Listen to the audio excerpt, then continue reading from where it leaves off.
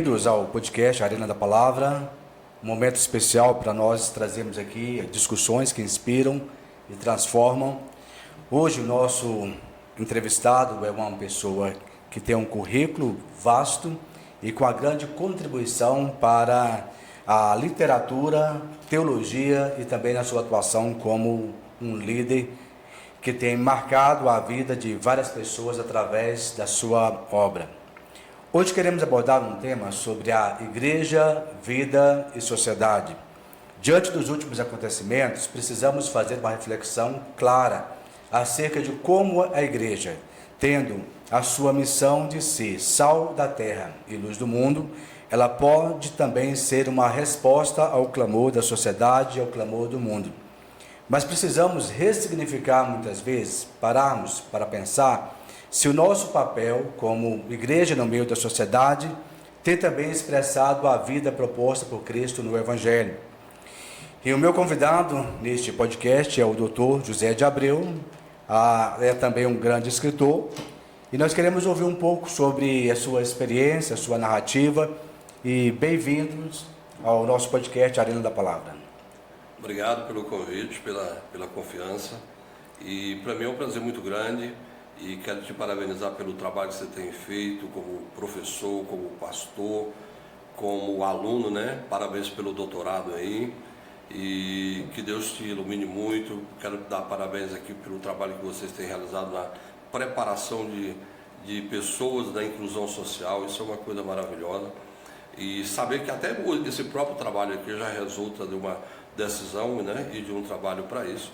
Eu quero parabenizar e quero dizer que é uma preocupação hoje, né, de qualquer líder que leva a igreja a sério, de como a igreja tem se portado, como ela tem se envolvido, quais seriam as consequências disso, né, o preço a ser pago por essas atitudes que a gente tem tomado diante da proposta que o mundo apresenta para a gente, da posição que a gente toma, e saber que tudo isso vai ter um custo. E também falarmos hoje sobre literatura, que é uma coisa que eu amo muito, que é uma coisa que eu gosto muito, que é da vida artística, que é a criação artística, que é a percepção da vida a partir da ideia de criar, né, de imitar o pai, né? Eu queria que você falasse um pouco aqui, para nós conhecermos um pouco melhor o seu trabalho. Como foi que se deu essa sua descoberta como escritor? E eu faço aqui, a princípio, uma referência do seu livro A Quinta Estiagem. Você traz uma frase do Arnaldo Jabor que diz: escrever é não esconder a nossa loucura.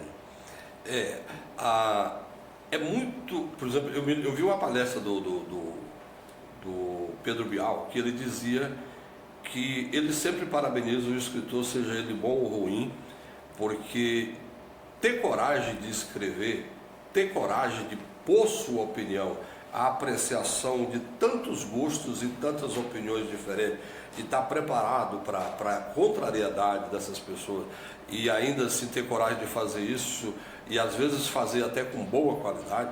Ele falou: eu sempre respeito essas pessoas, porque é uma coisa que tem sempre um custo, mas que tem também uma contribuição eterna. Ele falou assim: um escritor é um cara imortal e que deixa a ideia dele gravada na pedra para a eternidade, e daqui 1000 anos você pode saber o que esse cara pensou durante a curta vida que ele teve aqui na Terra, sem medo de falar o que pensa. Eu quero citar 2 livros especificamente aqui. Um deles é essa Quinta Estiagem e um outro que é O Dia de Morrer. Dia de Morrer. Começamos aqui com a Quinta Estiagem, onde eu tive a oportunidade de fazer algumas observações aqui, e chamou muito a minha atenção. É uma característica tanto quanto biográfica nesse livro? Como que funciona? Pois é, eu estava comentando aqui sobre essa questão da isenção do escritor, né? Que é uma coisa que é difícil da gente... Eu compreendo que todo escritor trabalha dentro de um meio lírico que ele vai construir com a isenção maior que ele tiver de não aparecer nos personagens que ele cria. Mas eu compreendo também que essa isenção ela não é absoluta.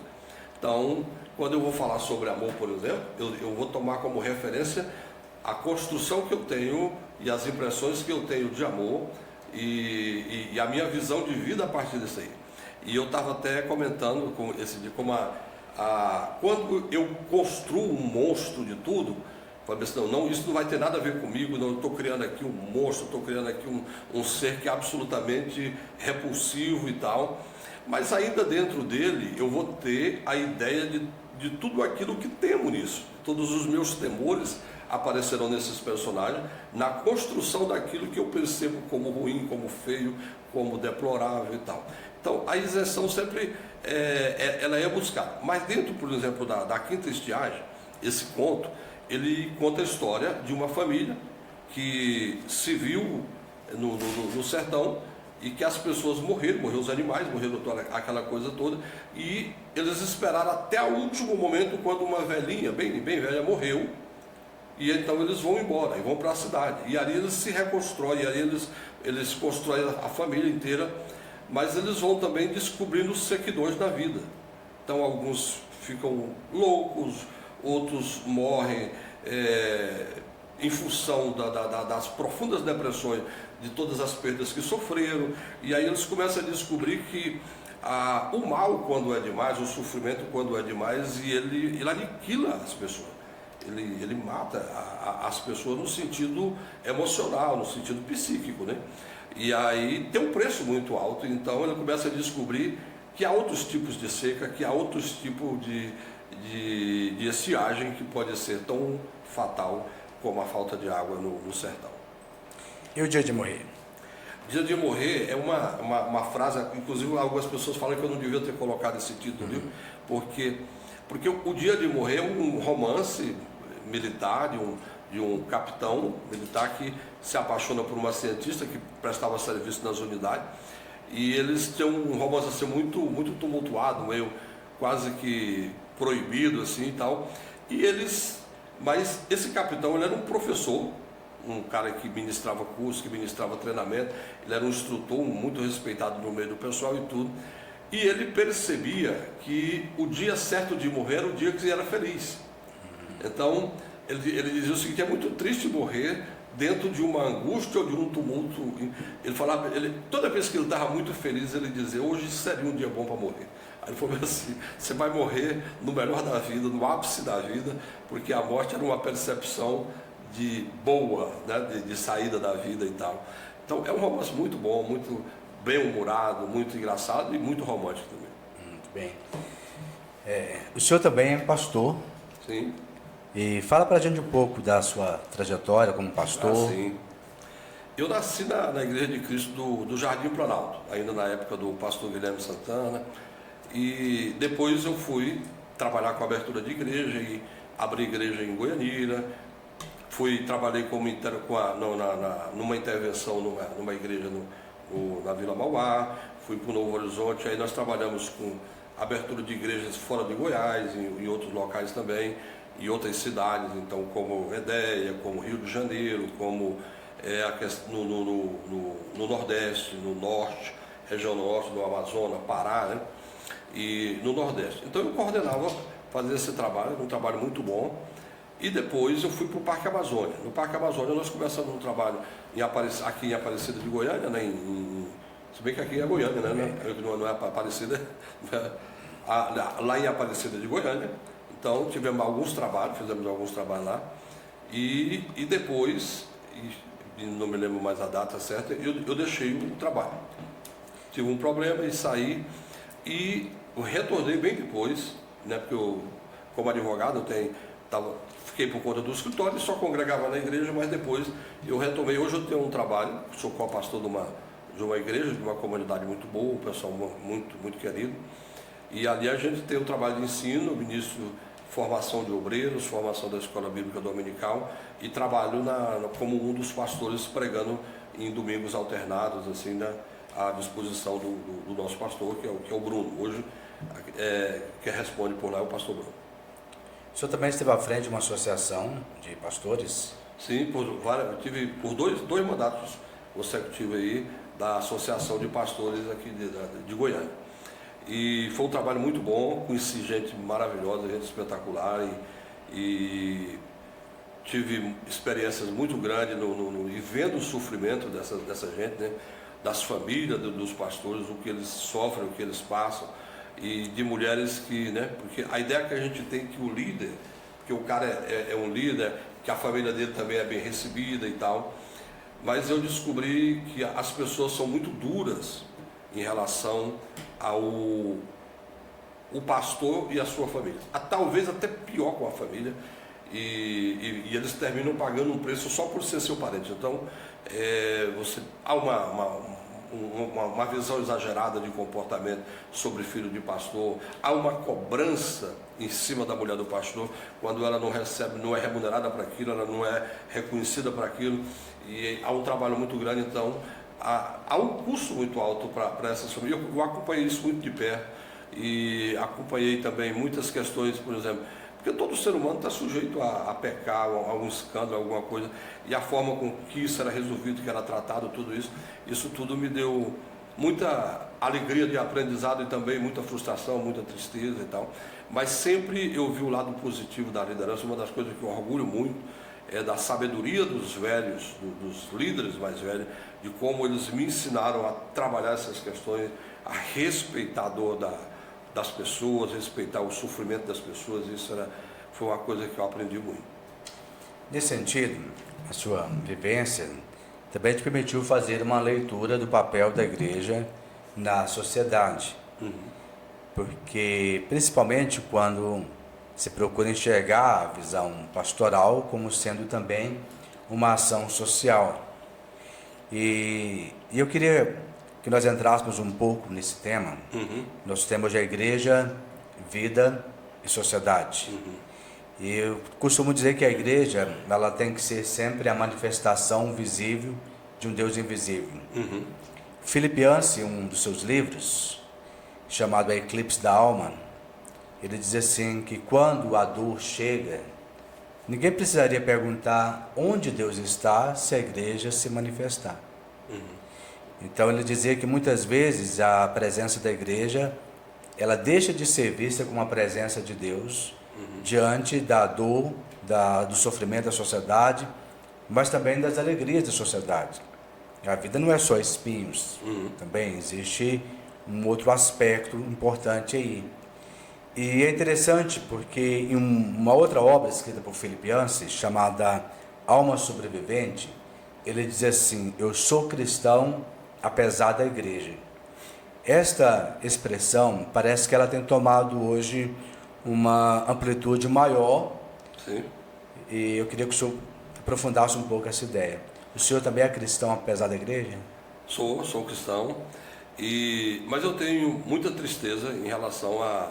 E é uma coisa que eu tenho combatido, é uma coisa que onde eu ministro, onde eu prego, eu não ataco, normalmente eu preservo a pessoa de político, de líderes e tal, mas eu não deixo de colocar os posicionamentos equivocados que a igreja tem tomado. E ela tem se descaracterizado mesmo como igreja e tem dado voz quase a uma questão partidária, né? E eles têm envolvido isso com o chapéu da igreja. Eles pegam o chapéu, o boné da igreja, pegam o rótulo da igreja e põe no peito e faz um discurso partidário. E enquanto isso, eles vão abandonando aquilo que é a atribuição da própria igreja, e isso tem um custo nisso, porque do jeito que você fala de Deus e recebe os benefícios desse trabalho que você fala de Deus, quando você fala de política, você também tem o ônus de responder por aquilo que você fala. Então você termina trazendo...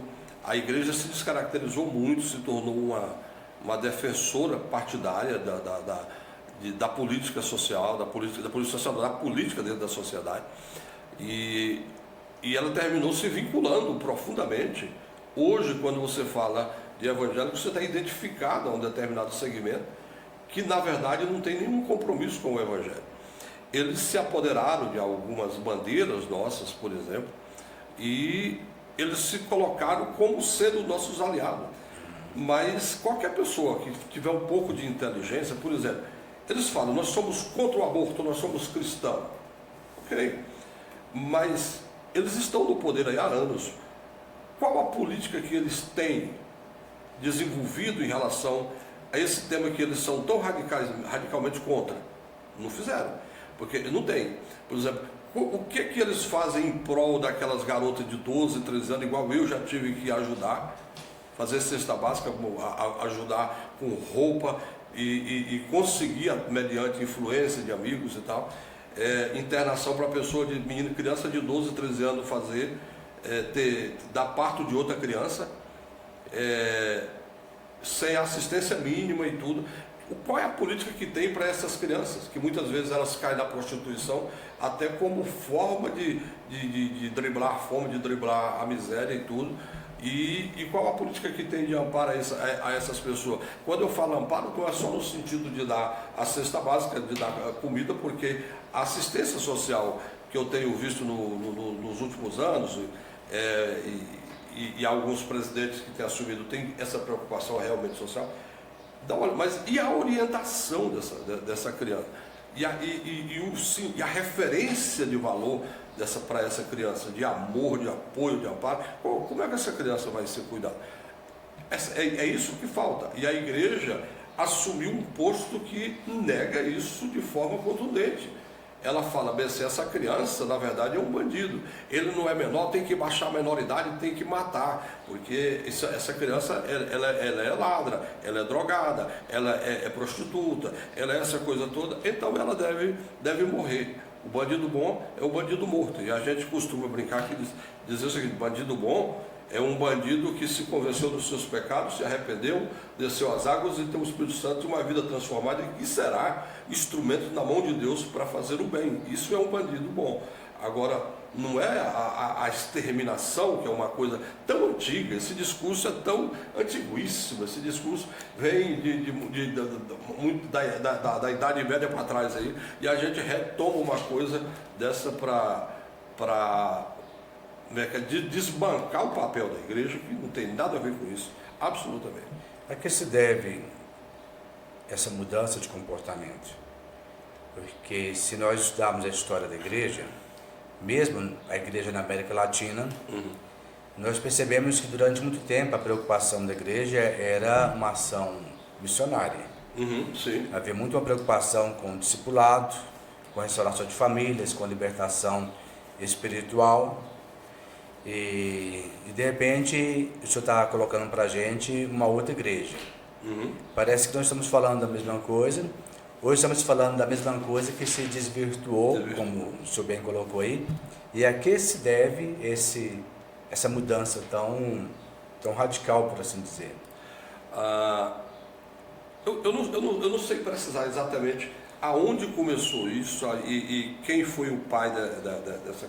Mas a igreja, ela perdeu a sua identidade já tem algum tempo, e ela começou a virar uma concorrente das coisas que eles acham que são boas, que esse mundo oferece, e nisso normalmente vem status e dinheiro, e a igreja passou a ser um mercado, não uma escola bonita, um instituto bonito como esse que o senhor criou, e que os seus amigos têm criado aqui, no sentido de amparar, de educar, de trazer formação, de preparar para a vida um jovem que aqui mora aqui na periferia, e que ele nunca de outra forma teria acesso a uma vida dessa. Não é esse tipo de formação, não. É um coach que ensina como ganhar dinheiro e como ficar rico em poucos meses e tal. E aí eles criam aquele tumulto todo, e aí vira aquele discurso todo, e a igreja passa com aqueles jovens tudo fascinado, porque normalmente a igreja, e basta a gente olhar na nossa própria história, né, na minha e do senhor, que a gente vai descobrir de onde que a gente veio e como foi que nós chegamos aos pés de Cristo pela nossa primeira vez. Então, o que passou de lá para cá, o que a gente cresceu de lá para cá. Então, se nós tivéssemos entrado nesse caminho, nesse discurso, Então, possivelmente, a gente já tinha deixado a igreja, estaríamos hoje fazendo um discurso para multidões aqui em auditórios de faculdade, ganhando dinheiro, mas não produzindo nada para Deus, não tendo nenhuma gratidão com aquilo que Deus fez por nós, não tendo nenhum compromisso com a eternidade dessas pessoas, porque uma das coisas que essas pessoas perdem muito é a compreensão da transitoriedade que a vida tem e de que tão rápido é, tendo dinheiro ou não tendo dinheiro, a vida aqui nesse lugar. Então, eu vejo que a igreja se preocupa muito com o poder político e eles pregam, eles pegam aqueles textos do neofanista, né, de que você é filho do rei, que você é um príncipe, que você é aquilo. Acabou aquela ideia de servo. Eu tenho que ter a compreensão de que Deus é Pai, porque a Bíblia diz que Ele é, e Deus quer que a gente chame Ele de Pai, Deus quer que a gente compreenda e o perceba como Pai. Mas eu tenho que ter a compreensão de que eu sou o Filho de Deus. Jesus era um servo. Ele lavou os pés dos seus discípulos, ele curou as pessoas, ele alimentou as pessoas, ele multiplicou pão para matar fome, ele é um servo. O meu referencial não é de um imperador, mas é de um servo, é de um homem que tem poder, mas é servo, alguém que tem uma vida para servir e não para se enriquecer ou para explorar. Eu remontaria um outro aspecto. Se nós pensarmos assim, eu acho que a crise, ela também inicia com a crise de formação. Sim. Se pararmos para perceber o conteúdo daquilo que tem sido pregado nos últimos 20 ou 30 anos, a gente vai perceber, isso colocou muito aquela questão de um discurso triunfalista, que não é um triunfalismo a partir de uma experiência com a cruz. Sim, não, mas é apenas um avante, é muito mais uma teologia da Amway, ou seja, do estilo de vida americano. Isso. É muito mais do que isso. E eu me lembro bem de que alguns anos atrás começaram a se fragilizar muito o processo de formação de liderança no Brasil. E eu falo aqui uma referência do G12. O G12 representou um momento importante. Não é possível falar da história da igreja no Brasil sem considerar o impacto que o G12 trouxe no Brasil. Tinha, claro, aspectos positivos, sim, sem dúvida, mas quando se traz agora a ideia de que um neófito é capaz de liderar, de pastorear, de gerar discípulos, penso que isso gerou um processo muito difícil. Sim. Muitas instituições de ensino teológico fecharam naquela época. O nosso instituto, por exemplo, ele foi fundado em 1997. Então, de lá para cá, a gente tem uma boa história. E muitos bons seminários que existiam naquela época deixaram de existir. Então, a partir daí, então, uma nova geração de gente que se desencanta com o processo triunfalista do G12, por assim dizer, mas, por outro lado, muitas dessas pessoas continuaram pregando, abrindo igrejas e com uma base muito sem fundamentos. Fato é que ainda hoje, quando se faz uma pesquisa, se os pastores, se os pregadores leram a Bíblia toda, ainda é devastador. E eu já ouvi várias pesquisas fora do país, mas já fiz a minha própria pesquisa. Nos vários colegas que a gente tem, associações que a gente participa, perguntar, falar, olha, só entre nós dois, você já leu a Bíblia toda? Não, mas estou lendo. O que você está lendo? Eu estou lendo Salmos. Está lendo Salmos, encalhou ali, não é? Parou ali. E entramos até mesmo a forma de se estudar as Escrituras, não se existe um parâmetro aí. Perceba-se, por exemplo, que muitos pregadores, quando pregam, só se utilizam do Velho Testamento. Sim. E há uma razão muito simples para isso. Uma delas é que eles começaram a leitura em Gênesis, não chegaram ainda no Apocalipse. E logo, chegou talvez no livro de Reis, conheceu a história de Davi e já foram promovidos. Então, como alguém vai conciliar agora a sua profissão, a sua família com esse processo de formação? No tempo que você deveria estar estudando, você quer estar ensinando. Quando chega a hora de você ensinar, aí começa a trazer alguns ecos. Aí, nesse processo, então, nessa deficiência de formação, eu percebo que a igreja ela não sabe lidar com a aproximação com o poder. Porque a religião e o poder político sempre estiveram muito próximos. E no decorrer da história, outros grupos religiosos tinham uma proximidade maior com o poder. Basta lembrar qual era a experiência do Fernando Collor de Mello, né, que há vários depoimentos sobre isso. Depois a gente vai perceber como foi a influência da Igreja Católica, que durante muito tempo a Igreja Católica, desde a época do Império, tinha a sua proximidade com o poder. E de repente nós vamos chegando agora à igreja evangélica se aproximando deste poder. E se aproxima muitas vezes de uma maneira deslumbrada. E o senhor acha que esse deslumbramento, essa proximidade do poder, ela se deu de uma maneira infantilizada? A igreja não estava preparada para isso? Não estava preparada e foi totalmente infantil. E é uma situação que tem como é que fala? Uma ingenuidade até.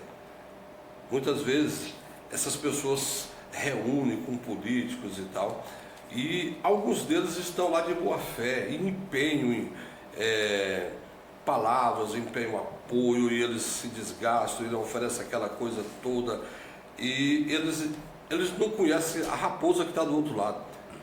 E há uma ingenuidade muito grande. Algumas pessoas que eu sei que se envolveram em política nos últimos anos são pessoas que eu conheço como referência de honestidade, de pessoa cristã e aquela coisa toda, mas é aquele que acabou de falar, que normalmente falta solidez na formação e falta um pouco de firmeza mesmo de caráter, de personalidade para dizer não, para contrariar opiniões diferentes, para se posicionar e se garantir dentro dessa posição que ele afirma, né?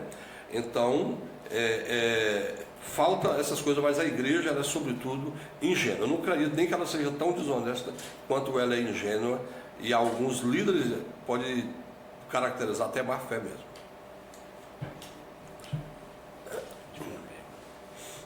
Dentro dessa concepção que o senhor colocou, fazendo uma leitura partidária, como o senhor bem colocou assim, eu penso que ainda hoje o velho conceito de dividir para conquistar parece ser a máxima presente em uma sociedade que talvez toma Maquiavel como seu principal filósofo, né, de prática. Mas Maquiavel terminou sendo, né, o grande papa das pessoas que perseguem o poder pelo poder. Não tem jeito, né? Vai morrer ali. Sempre vão estar lá pegando as ideias dele, que são cruéis, sobretudo. Né? Como o senhor acha que a igreja deveria se pautar diante do atual cenário? A igreja, não é que eu seja contra a igreja, não é que eu seja contra a política, né? Eu sou contra a posição da igreja na questão partidária, mas nós, como ser humano, não tem como você deixar de ter uma visão política, uma posição política e praticar atos que são de política. Por exemplo, você vive numa sociedade, então você está envolvido com a educação, você está envolvido com a saúde, né? Questão da saúde, você tem preocupação com a formação de famílias, essas coisas todas. Então você termina tendo que responder a todas essas questões como sociedade e como pessoa. A minha questão com a igreja é quando ela se torna partidária, e dentro disso ela não contribui com absolutamente nada em relação à questão que a sociedade demanda, que a sociedade espera que seus problemas sejam resolvidos, e o seu principal problema é de ordem espiritual, é de ordem de vida íntima, né, de emocional, de família e uma série de situações. Então a igreja precisa cuidar da sua atribuição como igreja, tal como está na Bíblia. Por exemplo, ela tem que pensar que ela é uma sociedade que veio com uma finalidade e que não é fazer política, mas pregar o reino de Deus, formar pessoas e construir com solidez um mundo melhor para deixar para a próxima geração. Recentemente eu escrevi um texto dizendo assim: eu sou cristão demais para ser de esquerda, e eu sou cristão demais para ser de direita. E eu sou então convencionista. E aí várias pessoas então acharam que significava um punhado de coisa. E alguns criticaram sem mesmo entender, porque eles acham que você tem que ser uma coisa ou outra. Ninguém mais nada não sei isso. E eu digo o seguinte, que o conceito de direita e de esquerda, ele é algo novo. Já existia política antes disso. E como a igreja se pautou politicamente desde o primeiro século até o século atual. Esse é um ponto também que nós temos que colocar isso, né? E quando eu usei a expressão convencionista, é porque uma vez que a política é a busca do bem comum, a igreja busca fazer política a partir da constituição do reino de Deus. Sim. E se você ler, por exemplo, no decorrer da história da igreja, como, por exemplo, que a patrística, um período ali após o primeiro século da era cristã, já havia política, como eles lidaram com aquilo, como que a igreja ela se portou, porque mesmo no período conhecido como Idade das Trevas, havia ali um remanescente fiel que tinha um comportamento apolítico, do ponto de vista da política do Estado, que era aquela mesclagem lá entre religião e etc. Então seria importante então que a igreja pensasse do seu papel, como o senhor bem colocou aí, e quando o senhor colocou a questão partidária e tudo, né? O senhor acha, por exemplo, então, que o tema da ética deveria ser um tema mais presente nos nossos púlpitos? Sim. E até mesmo na formação do obreiro cristão, e uma ética que preserve pelo menos o compromisso mínimo que ele tem em relação à sua vocação. Você estava falando da relação da esquerda e direita, algumas pessoas me rotulam de esquerda e tal, e porque eles me veem muito mais identificado com a esquerda, mas é uma questão simples. Por exemplo, basta você olhar, por exemplo, as necessidades pontuais das chamadas minorias e ver qual das duas linhas que eles identificam como esquerda e direita, que eu também odeio essas colocações de esquerda e direita, essas rotulações, mas quem contempla mais, por exemplo, eles querem que você seja contra todo tipo, os estrangeiros que estão aqui, seja alguém que vão embora os venezuelanos. Eu me lembro que eu estava na companhia de um rapaz, que ele é terena, dos índios terena, quando eu era pastor aqui, aqui em Goiânia, trabalhei com uma comunidade terena, então eu tenho muitos amigos terenos. Aí um deles foi me visitar no escritório, nós fomos almoçar, convidando, não, fica aqui, que terminando aqui a gente desce almoço aqui na galeria. Nós descemos, um cara simpático, ele já é hoje um cara, né, totalmente formado, né, uma pessoa bem... E aí nós estamos descendo, um cara vinha em cima da gente assim, ele dizia, vai embora daqui, venezuelano, vai embora e tal. E o cara não era venezuelano, era mais brasileiro que a gente, que é brasileiro. E aí, aquela coisa louca. Então quem é que contempla mais o respeito a essas minorias, como os negros, como os nordestinos, como os calunga, como as pessoas que estão em estado de miséria? Então, quando eu chego nessas comunidades, por exemplo, que eu vejo que a comunidade está amparada, estão fazendo artesanato, está tirando meio de sobrevivência, tem um respeito na educação dessas pessoas, dessas minorias, há inclusive em alguns casos até apoio subsidiado pelo Estado para essas pessoas, e há um trabalho dos irmãos ali no meio daquilo, tudo isso me dá muita alegria. Agora, eu me sentiria muito mal se eu vivesse numa sociedade abastada com essas pessoas suplantadas, né, dentro das suas necessidades, sem direito a ter voz, sem direito a fazer, a requerer o que eles tinham direito, e ainda me achar cristão. Eu acho isso tão complicado, não consigo conceber isso. E aí a ideia que eles colocam é que isso é coisa de esquerda. Eu falei, então se é de esquerda, é de esquerda. Mas que essas coisas tem que contemplar, o reino de Deus tem que contemplar essas coisas, tem. Eu tenho que ter respeito pelas minorias. Ah, mas eu não concordo com a homossexualidade. E o que tem isso com eu atacar a dignidade dessa pessoa? O que tem eu não concordar com determinada coisa, eu ferir alguém só porque ele é diferente de mim? Todo mundo vai ser diferente de mim em algum aspecto. Fisicamente, ideologicamente, todo mundo, você não é igual a ninguém, mas você tem que respeitar a opinião das pessoas, tem que respeitar a posição dessas pessoas. Aí, mas eu não concordo, a Bíblia não concorda, pois é, o problema da Bíblia, Deus resolve lá. Agora, porque quem vai resolver em última análise o julgamento e a forma de encarar tudo isso é Deus, pela palavra. Mas eu, como cristão, não posso de maneira nenhuma me posicionar aqui agora e já sentenciar essas pessoas como fora do reino, como perseguido, como podendo ser perseguido, desprezado e tal. Isso não é uma atitude da igreja. Essa questão, entramos muito na questão do discurso, né? Porque às vezes nós podemos estar usando a mesma palavra com conceitos muito diferentes. Sim. E Deus é uma ferramenta, eu digo a palavra Deus, é uma ferramenta muito poderosa. Tanto é que a cruzada, no contexto da história, ela tinha exatamente Deus como a sua bandeira. A bandeira, exatamente. Mas era um Deus ídolo, era um Deus construído. Um Deus que você constrói não é um Deus que se revelou. Esse é um ponto interessante. O Deus construído, ele está à imagem do homem, né? Ele é um antropológico, é um Deus antropológico, é um Deus que... Porque a gente tem a tendência de pensar que Deus sempre está com raiva das pessoas que nós estamos com raiva. Exato.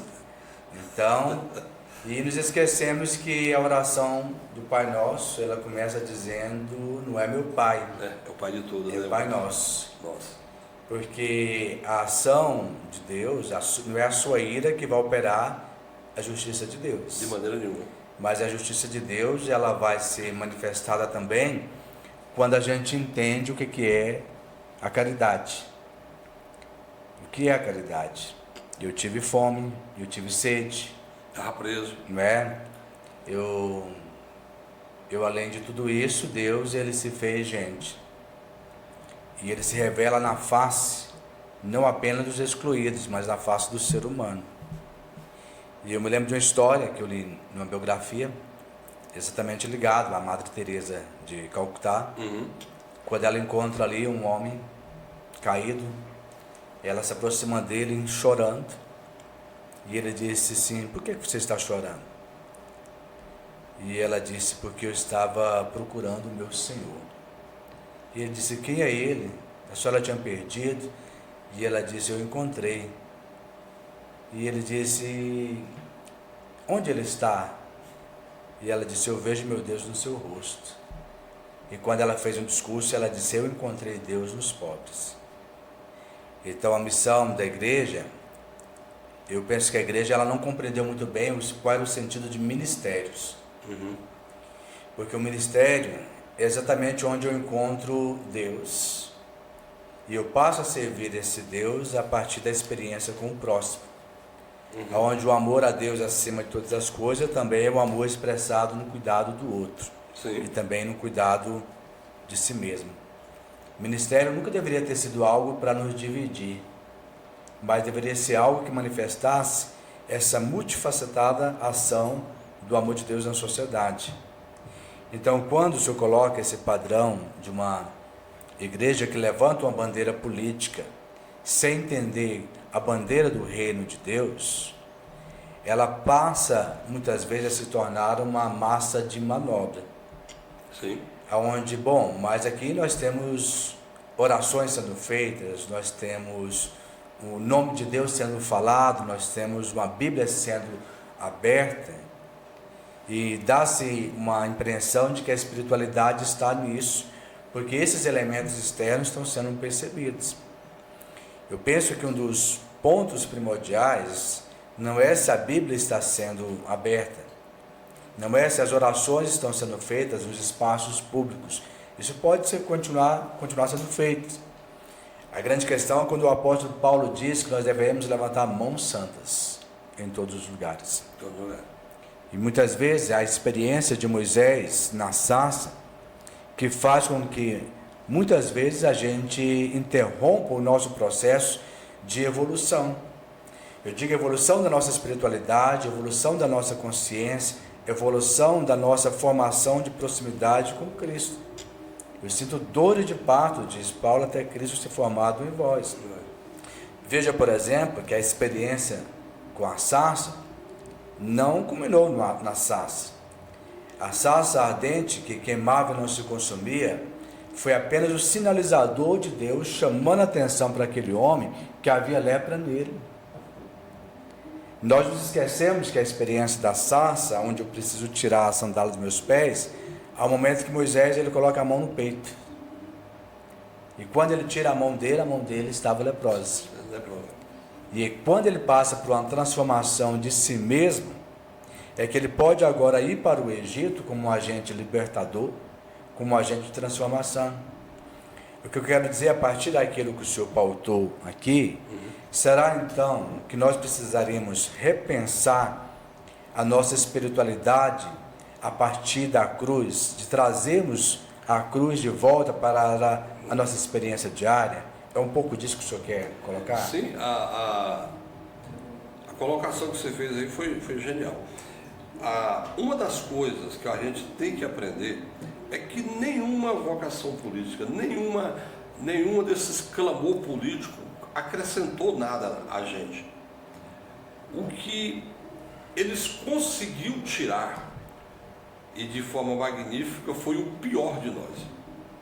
Quando ele enfia a mão no peito e tira a mão leprosa, significa que não é que ele recebeu uma lepra por causa do fogo, que não haveria essa possibilidade, mas o que recebeu foi que precisava tratar as impurezas, que a lepra simbolizava o pecado, que ali ainda precisava ser transformado. Moisés ainda era o velho homem ainda lá do Egito, e aquela coisa toda aquela vaidade intelectual e todo o preparo que tinha, toda aquela percentual de violência, né, que transformou nele, inclusive, em algumas situações de ocorrência muito grave.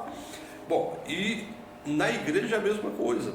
Por exemplo, se nós não tivermos uma igreja que seja espiritualmente transformada, qualquer pessoa que tiver que jogar uma fórmula dentro da espiritualidade nossa, o que tiver de pior nosso sairá. Por exemplo, eu estava até esse dia, comentei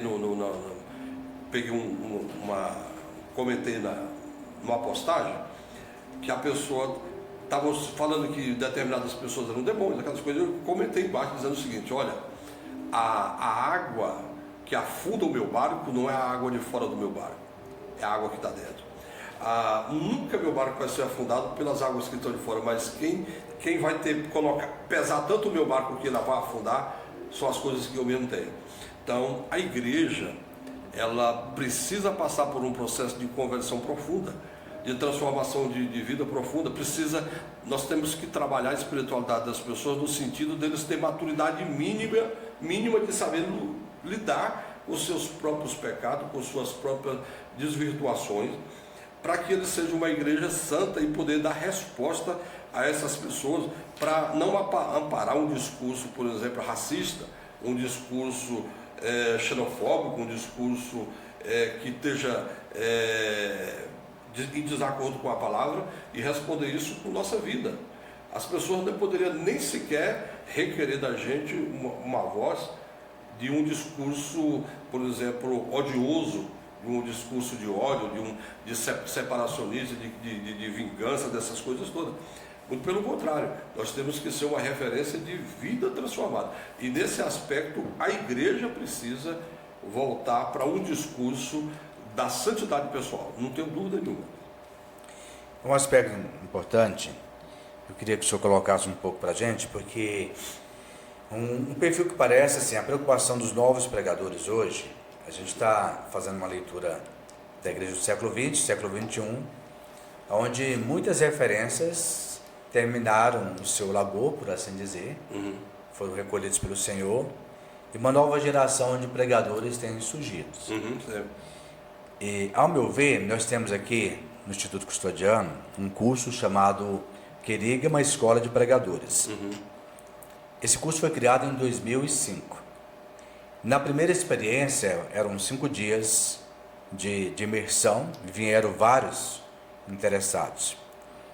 E eu me lembro que no primeiro dia nós iniciamos às 7 horas da noite e fizemos todo o cerimonial, aquela questão todas, e aí eu me ajoelhei e comecei a orar. Aí eu orei 30 minutos, 40 minutos, 1 hora e meia, e eu fui vendo desconforto no público daquilo. Quando chegamos no final, por volta de 9h30, eu terminei e falei assim: amanhã nós continuamos o nosso seminário. No segundo dia, exatamente às 19 horas, fiz a leitura e comecei a orar com o pessoal. Simplesmente me ajoelhei no lugar, tinha muita gente no auditório e já não tinha tanta gente igual o dia anterior. Terminei por volta lá das 9h30, fiz o encerramento. Então, no terceiro dia, uns 30% compareceram. E aí foi onde eu comecei os princípios. Eu disse: olha, o Ministério da Palavra, Pedro foi muito claro, nós nos dedicaremos à oração e ao Ministério da Palavra. A maioria compareceu porque ele queria uma dica, ele queria um macete, um atalho, alguma coisa que ele pudesse viralizar. E não entendeu que o verdadeiro Ministério da Palavra não é apenas um discurso, onde eu aprendi oratória e homilética e eu tenho um discurso muito bem montado. Mas nós tocamos essências espirituais. O senhor acha que essa nova onda, por exemplo, de pregador que busca apenas viralizar, isso está empobrecendo e, portanto, se está empobrecendo, criando esse estereótipo de uma igreja fragilizada, fragmentada e que muitas vezes tem sido usada nessa batalha política? Sim. Esses tempos atrás, eu gosto de vez em quando de ficar isolado assim, para meditar, para orar, e às vezes eu vou de madrugada, às vezes uma noite. E tem dia que às vezes eu fico 1 hora, 2 horas. Eu tenho até um banquinho que eu coloco no bagageiro do carro, que eu pego ele, sento lá e fico olhando, às vezes o poente, e oro ali, quero ir, medito e tal. Que para mim é muito relaxante também, sobretudo. Mas eu vejo algumas pessoas que chegam lá, por exemplo, eles chegam e aí a oração dele todo dia é filmada. Ele liga assim, faz uma selfie, ou então ele põe lá no tripé o celular dele, filma ele orando o tempo inteiro assim. Terminou aquilo ali, ele pega aquilo, recolhe aqui, entra no carro dele, sai vazado e tal. E aí ele só vai lá e filma ele orando e vai embora.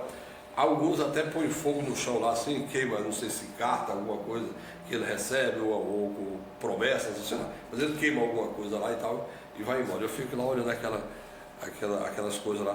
E aí eu fico pensando: mas se ele veio aqui foi só para isso, ou ele veio para orar mesmo, né? Mas não é, vai ali porque ele quer filmar aquilo para mostrar na igreja que ele fez aquilo, que ele tem uma vida de oração e tal.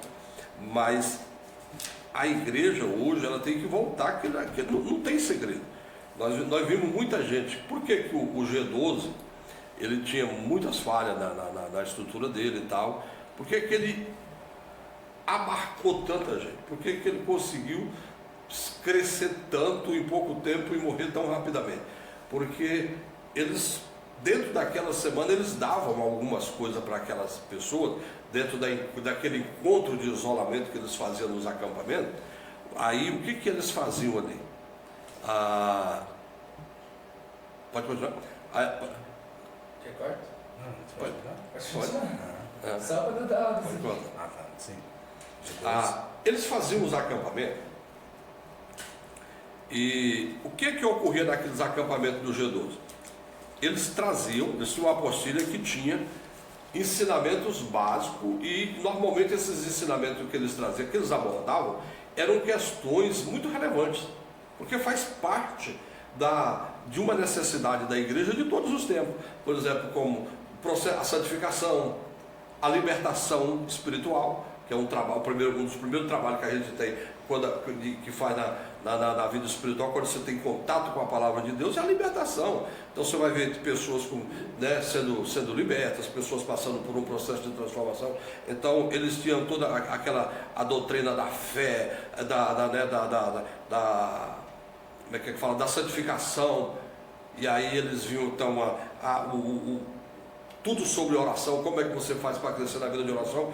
E aí você, dentro de uma semana, você tinha basicamente uma introdução, uma boa introdução daquilo que é as regras, as noções básicas da fé cristã. Então você tinha tudo aquilo, e aquilo parecia tão profundo e tão grande, porque aquelas pessoas não tinham nem nada daquilo, e eles achavam que aquilo é que estava certo. Por outro lado, eles achavam que a fé cristã resumia naquilo. E aí então a partir daquilo eles manipulavam aquelas pessoas no sentido financeiro, no sentido como é que fala, do crescimento sem fundamento. E aí eles, que na verdade a longo prazo traz um prejuízo enorme para a igreja, porque aquelas pessoas se vacinam contra a igreja de maneira que não vão de igreja nunca mais. Aquelas pessoas, tamanhas são as decepções que eles fazem. E então eles colocam abusos dentro daquilo, desrespeito à dignidade das pessoas. E aí eu me lembro de algumas coisas que eu vi, por exemplo, naqueles movimentos, que era uma coisa assim quase, me lembro por exemplo, de líder que tinha tanta carência de ser reconhecido, que rapava a cabeça e dizia: quem for meu seguidor, rapa a cabeça. Todo mundo rapava a cabeça e tudo. E aí os caras ficavam carecas assim, eu me lembro de pessoas que, dentro de um sermão que o cara pregou, o cara falou que o homem era fezes, ele era cocô. E aí os caras pegavam fezes de vaca no pasto, passava no corpo, e aquela coisa, era uma coisa assim quase de insanidade, era uma coisa assustadora, pavorosa, de qualquer pessoa ver aquilo. E qualquer pessoa que tiver um mínimo de senso crítico ia saber que aquilo não ia dar numa coisa que desse certo. E tantas igrejas fechou por causa daquilo. E quem continuou, depois que acabou aquele movimento, fecharam aquilo tudo, acabou aquelas práticas todas, quem continuou? Quem já tinha fundamento, quem entrou ali só para pegar para fazer um recorte daquelas experiências e enriquecer, em vez de ler a Bíblia e de orar e de estudar, né? Ele foi participar daquilo já dentro na busca dessas experiências para recortar essas ideias e essas práticas e colocar na vida. Mas eles continuaram, porque eles tinham um fundamento bíblico, eles tinham um fundamento de trabalho de evangelização, de crescimento, e eles continuaram. Quem não teve isso, todos eles acabaram, aquelas igrejas, fecharam aqueles movimentos, e gerou muita gente frustrada. Muita gente frustrada. Inclusive, é muito difícil evangelizar pessoas, e foram milhões delas, que passaram por aqueles movimentos para o retorno a uma experiência espiritual. Eles não querem mais. É um ponto importante, e até te perguntaria o seguinte, né? O que levou a igreja, então, a abraçar a política como um movimento de Deus? Porque se colocando aí, a gente pensa lá no século XX, tivemos o movimento pentecostal, tivemos o movimento das cruzadas de cura, o movimento de discipulado nos Estados Unidos, o movimento de discipulado na Argentina, o movimento de restauração a partir da China, movimento de crescimento da igreja a partir da experiência da Coreia. Tivemos o movimento de batalha espiritual liderado pelo Peter Wagner, e da Cindy Jacobs também. Depois tivemos o próprio movimento em células que foi surgindo. A partir daí tivemos o movimento das campanhas. Toda igreja, para ser igreja, tem que ter campanha. 7 dias de alguma coisa. Se tornou uma identidade da igreja, e talvez é que tem mais. Nem se pergunta quando foi que surgiu esse conceito, poderia até citar onde foi, mas muito bem. E depois houve o movimento do neojudaísmo, que no início do século XXI, a igreja abraçou muito o neojudaísmo, era o último acampamento da igreja. E aí elementos de Israel foram trazidos para a igreja como bandeira de Israel, como elementos da cultura judaica. Eu me lembro de uma vez, eu estava mais o pastor Micael, meu filho, né? Nós estávamos numa reunião de uma igreja aqui em Goiânia e começaram a trazer bandeiras. Aí um pastor pegou a bandeira de Goiânia e falou: vamos orar por Goiânia porque é a nossa cidade. Vamos orar agora pela bandeira do estado de Goiás, porque é o nosso estado de Goiás. Vamos orar pela bandeira do Brasil, porque somos brasileiros. Aí ele pegou a bandeira de Israel, aí ele parou, se emocionou, beijou a bandeira e disse: mas vamos orar por Israel, né? E depois dessa oração, ele ofereceu para o pastor Micael a bandeira de Israel. E ele disse assim: você tem uma bandeira da Palestina? Porque eu quero orar pela bandeira da Palestina e não pela bandeira de Israel. Parecia que ele falou uma heresia sem precedentes.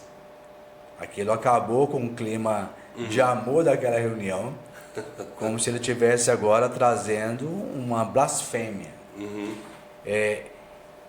Depois desta onda toda do neojudaísmo, e colocamos isso, né? A igreja agora parece que abraçou a política como um mover de Deus. E o senhor vê dessa forma também? Não, e acho até que esse é um grande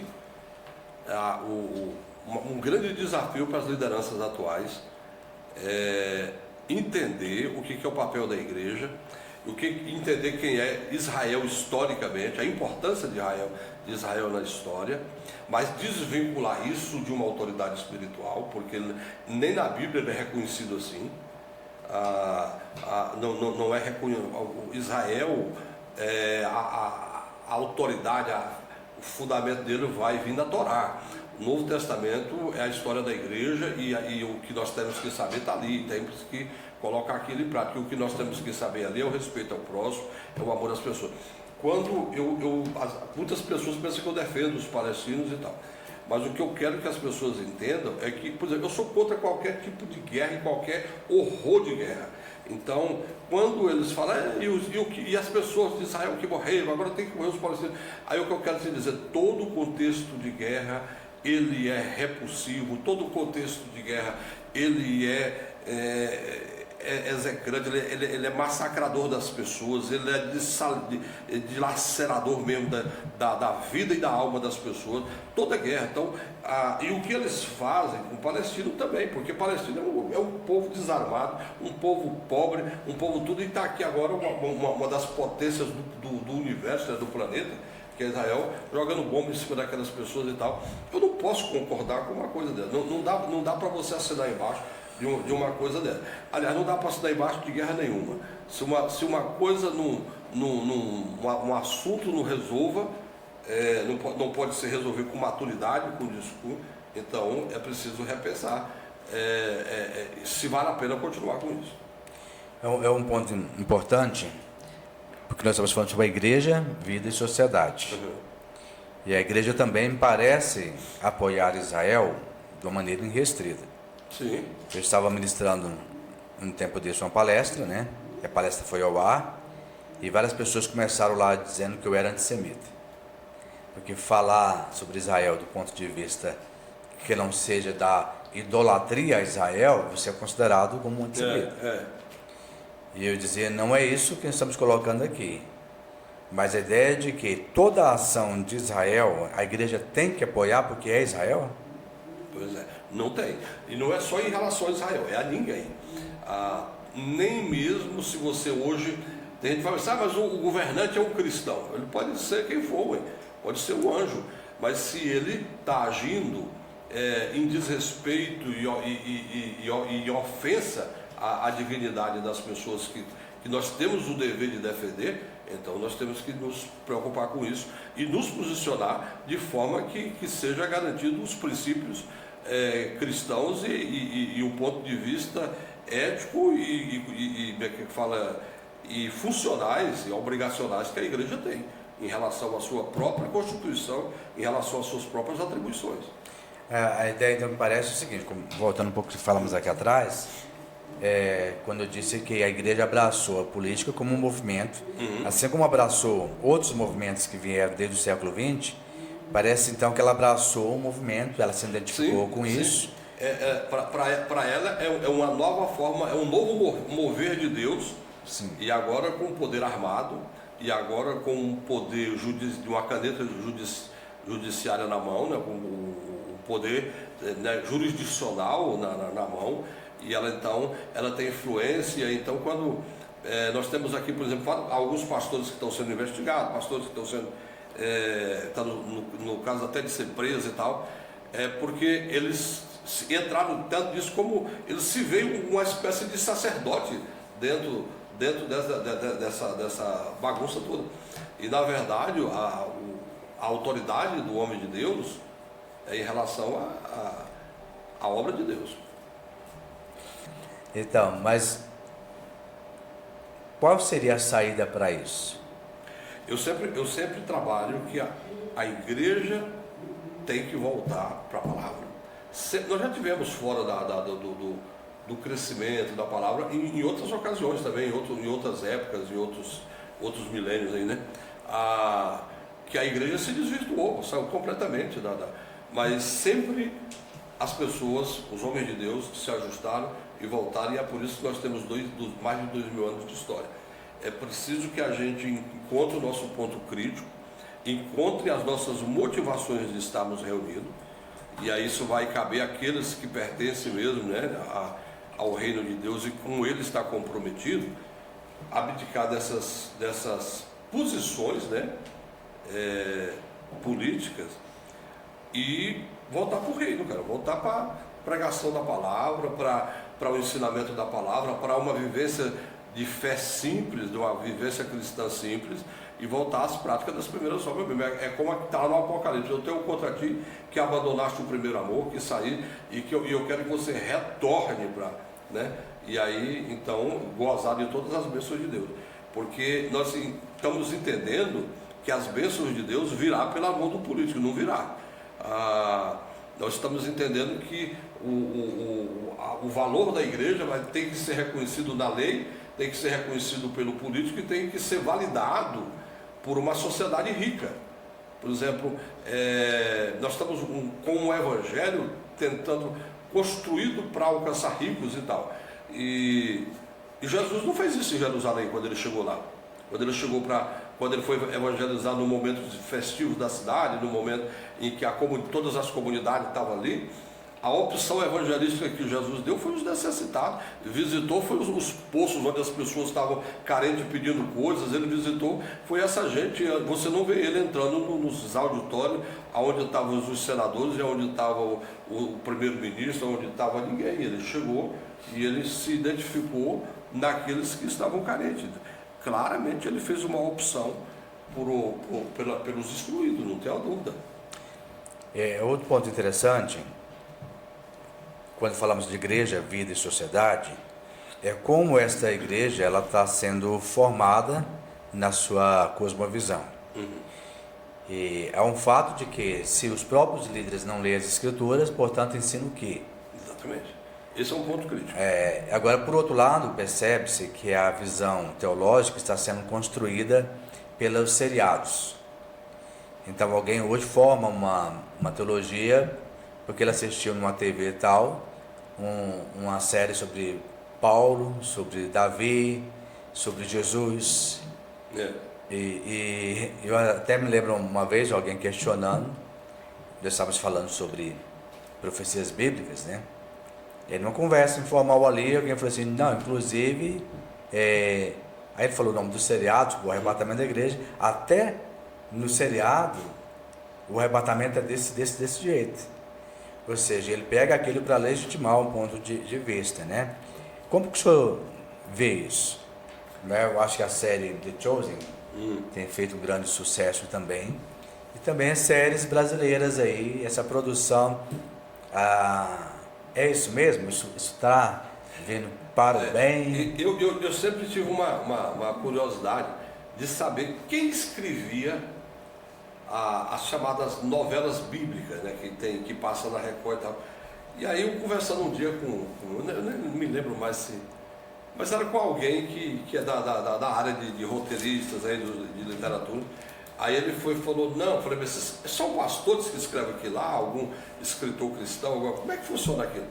Aí eles estavam me falando o seguinte, falou, não, acho que eles fazem consultoria, esse determinado pastor, e me citou o nome de uma autora, que na verdade foi assim, eu sei que ela é cristã, não sei se ela é evangélica, mas ela é uma cristã, e é uma autora, e me citou o nome dela, como assim, que aliás ela é genial, escreve coisas tremendas e tal.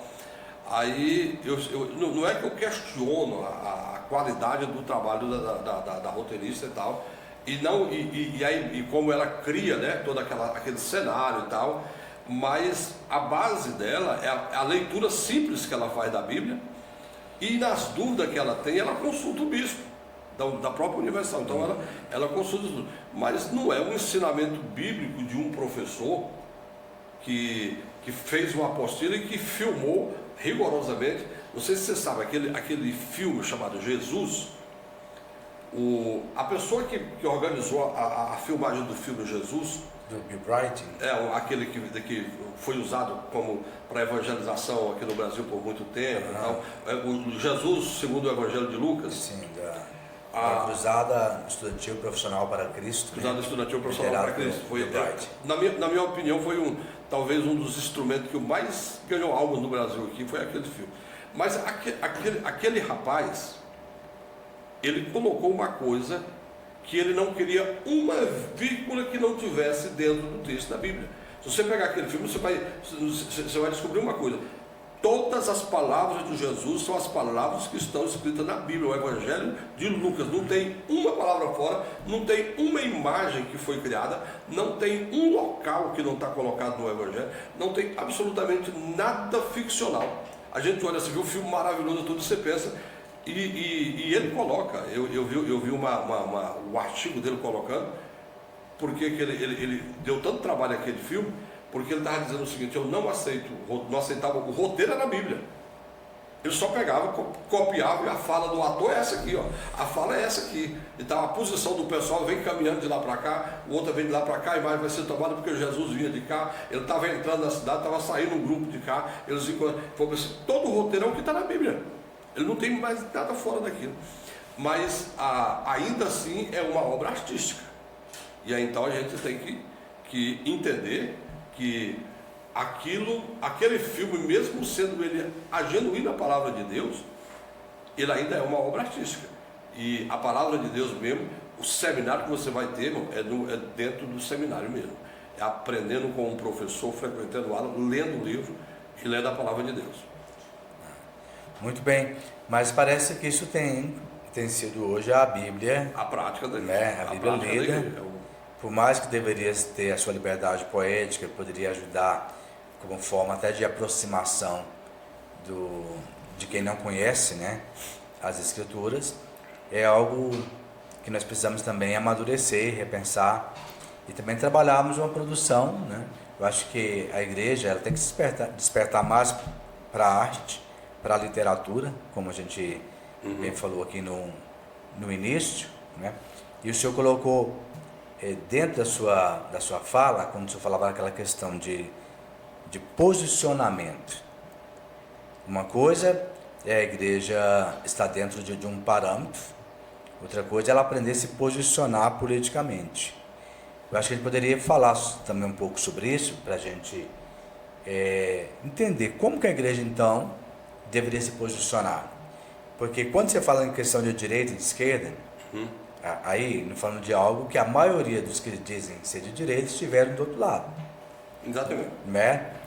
Então parece muito mais um desencanto, um desencanto que faz com que você se volte dentro de um movimento que acaba se tornando tóxico, por assim dizer. Então como que a igreja realmente deveria se posicionar? Você estava falando, a política a gente tem que entender. Por exemplo, tem algumas frases de política que ela é muito reveladora. O Tancredo Neves tinha uma frase que ele dizia o seguinte: na política você nunca pode ter um inimigo a quem você não possa se aliar a ele em algum momento, e você não pode ter um amigo que você não possa trair ele. Então você tem que se posicionar dentro disso. Então, para você ver o que é a política. Então a política ela é circunstancial. A posição desses políticos que nós temos no Brasil aqui, ela é circunstancial e ela é absolutamente oportunista. Oportunista mesmo no sentido assim, mais interesseiro que possa parecer. Eles se posicionam assim. E pode ser, eles podem, político que eu conheço, eu falo isso abertamente, eu falo, não, vocês vivem por interesse. Se for interessante para você hoje aliar com quem quer que seja, vocês se aliam sem problema nenhum. Se for preciso deixar aquilo por um interesse maior, aquilo será deixado e não há nenhum sacrifício que seja demasiadamente pesado para essas pessoas. A igreja, na minha opinião, ela tem que se posicionar de uma forma como sempre foi tradicionalmente o povo de Deus. Como é que eles falam? O povo de Deus sempre respeitou as autoridades. O povo de Deus não chegaram desafiando em Roma, criando motim, fazendo caminhada em Roma e aquelas coisas todas. E não foi assim que nós trabalhamos, não foi assim que nós chegamos. Quando Paulo chegou em Roma, quando a Priscila chegou, quando os primeiros grandes evangelistas chegaram na cidade, eles estavam lá. Paulo, por exemplo, não estava manifestando, ele estava preso, ele era um perseguido. Mas quando ele vai escrever a carta, por exemplo, para alguns locais, ele fala bem assim: eu estou aqui, estou preso aqui, cada 2 horas vem um sujeito aqui, fica atrelado comigo aqui, porque a guarda pretoriana está aqui constantemente comigo aqui. Mas quando ele vai falar bem assim: olha, eu quero mandar um abraço aqui para o pessoal da igreja e tal, mas eu quero dizer para vocês aqui que o pessoal aqui, fulano, Timóteo manda um abraço para você, Lucas manda um abraço, mas também o povo aqui da casa de César, os nossos irmãos aqui da casa de César. Aí ele falou assim: ué, peraí, mas quem que é os da casa de César, os funcionários de César? Olha como a igreja interferiu, como ela reagiu à perseguição. Ela reagiu com influência mesmo. Ela criou, e Roma se tornou, foi muito evangelizada a ponto do pessoal querer atribuir à comunidade judaica, à comunidade cristã, que cresceu o incêndio de Roma e outras coisas mais e tal. Quando se sabia que eles não tinha nada daquilo e eles cresceram dentro das ramificações, eles respeitavam essas autoridades, eles não perseguiram ninguém, eles viveram o evangelho simples e puro, não tinha esses cochados nenhum. Então eu posso respeitar o deputado, eu posso até receber o deputado da minha casa, posso receber ele dentro da minha comunidade, eu posso tratar tudo. O que eu não posso é vender meus princípios e adotar um discurso que é conveniente para crescer no Ibope alguma coisa e emprestar a voz da igreja como fosse a voz de Deus para validar aquele caminho político. Porque muitos políticos, quando ele pede do pastor Mapuí, ele pede também a manifestação dele na rede social, que ele fale em público, que ele reproduza e recorte aquele discurso que ele faz, e que muitos deles, dos seus princípios, ferem todos os princípios da igreja. Então nós temos que resistir isso, e temos que falar bem assim: olha, deputado, nós não apoiamos o seu discurso, o senhor tem que reformular esse discurso, porque na prática ele fere nossos princípios, na prática ele atinge os nossos objetivos, e é preciso reformular isso, porque senão o senhor não terá meu apoio e terá, na minha opinião, quando eu emitir minha opinião, uma crítica. Então o senhor precisa se reposicionar. Eu penso que tem um texto de 1 Coríntios 7:31, quando Paulo diz assim: aqueles que usam as coisas deste mundo não devem se apegar a elas por este mundo, porque deste mundo passa. Como conhecemos, logo passará, né? Na versão transformadora está assim: aqueles que usam as coisas deste mundo não devem se apegar a elas, pois este mundo, como o conhecemos, logo passará. Sim. Então, acho que esse apego em demasia tem sido algo muito prejudicial. Doutor José Abreu, eu quero aqui agradecer a sua presença e que você deixasse então suas considerações, sua palavra final, trouxe a sua mensagem para aquelas pessoas que vão te ouvir. O desejo do nosso coração é que essa mensagem alcance o maior número de pessoas, que desperte a sua consciência para o papel da igreja, para a vida da igreja numa sociedade onde essa consciência de ser sal da terra e luz do mundo precisa não apenas ser ressignificada, precisa ser levada a sério.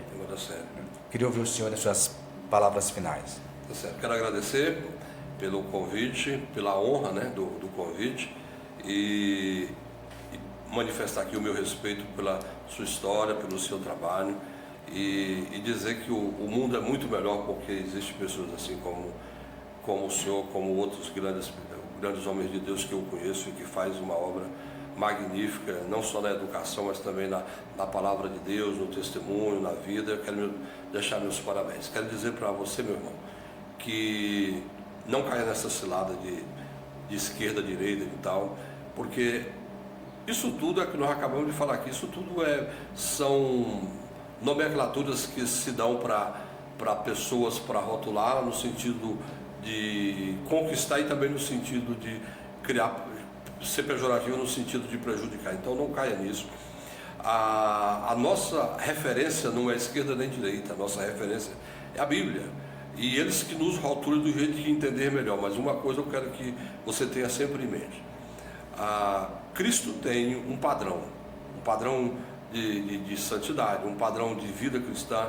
Deus tem um padrão de respeito às pessoas, à comunidade, de respeito à necessidade do menor, dos excluídos aqui deste mundo. Então, seja ele quem for, qualquer pessoa, seja ele homossexual, divorciado, seja ele em processo de separação, seja ele em processo de insanidade, seja a pessoa louca, seja a pessoa de rua, quem quer que seja, enxergue nessa pessoa alguém em quem habita Deus, alguém que também é filho de Deus e alguém também com quem Deus tem profunda preocupação, e compreenda que Deus é nosso Pai, que Deus tem nos mantido aqui com um papel de perceber isso, porque em última instância nós somos a voz de Deus, em última instância nós somos a mão de Deus, em última instância nós somos o coração de Deus para amar essas pessoas, para amparar essas pessoas e para fazer com que esse mundo tenha um pouco mais de dignidade, um pouco mais de respeito e um pouco mais da presença de Deus. Deus abençoe sua vida e tenha uma semana muito abençoada, tenha um mês abençoado. Obrigado mais uma vez pelo convite, que Deus abençoe e sucesso pela empreitada, pelo trabalho, pelos livros que o senhor tem escrito, e que Deus abençoe e sucesso para todos nós. Eu vou estar aqui com você. Muito obrigado. Quero aqui também deixar que os livros do José de Abreu, né, vão estar aqui o link na descrição desse vídeo. São vários livros aqui que ele escreveu, você vai poder acessar aqui nos comentários, nós vamos deixar o link de onde você pode adquirir esses livros, né? Colocamos vários títulos aqui, A Quinta Estiagem, um cântico de amor para não morrer de saudades, e você vai então poder adquirir esses livros aqui diretamente, vamos deixar um link aqui nos comentários para você. Então, doutor José Abreu, muito obrigado. Obrigado. E para você que nos ouviu, que essa reflexão possa te fazer pensar. O objetivo da Arena da Palavra é justamente trazer para você uma reflexão, despertar em você através aqui de uma provocação mesmo, para que você possa pensar, refletir, principalmente na sua missão como cristão, numa sociedade que nós temos vivido hoje. Que Deus possa ganhar profundamente o seu coração, no nome de Jesus. Muito obrigado a todos.